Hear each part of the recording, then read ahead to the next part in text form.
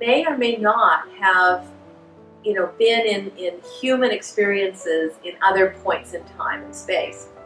But what is true is there is this soul connection. And we're going to talk about soul in kind of a different way. Is, again, what we think about when we think of someone's soul, we're thinking we've got the physical body, our human physical part, and we think of when we die and we drop the body, is the soul is what is eternal, the part of us that is,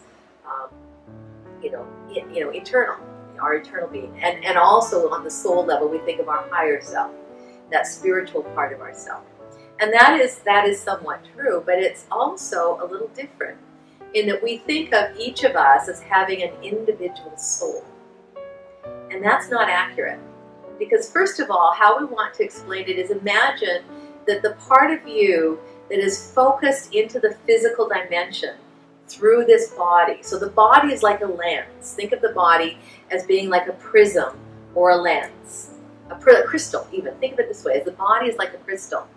And so part of your soul focuses through this prism, this crystal, and shines into who we are, this physical person. But the light that is shining through us as human beings into our human experience is a tiny, tiny part of our full soul.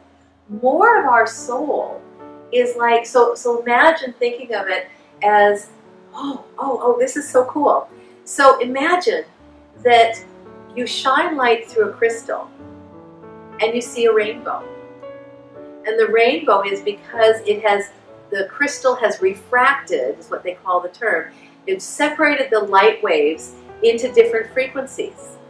And so there's the red frequency and the yellow frequency and the orange and the blue and so forth. And so when we see a rainbow and we see all the colors, it's just dividing white light into individual wavelengths. And that's where we see the color. Well, this is sort of like our soul is the white light.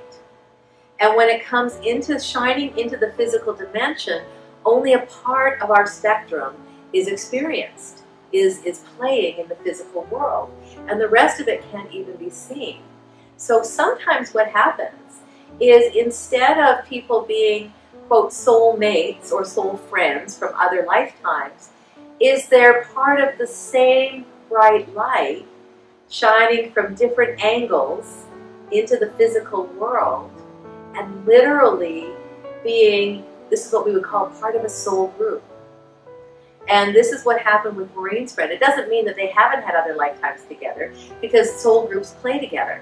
And we'd say, so many of us are all of the same, many times in a family, we're all of the same soul group. And we're literally expressing, we're shining different aspects of the same being.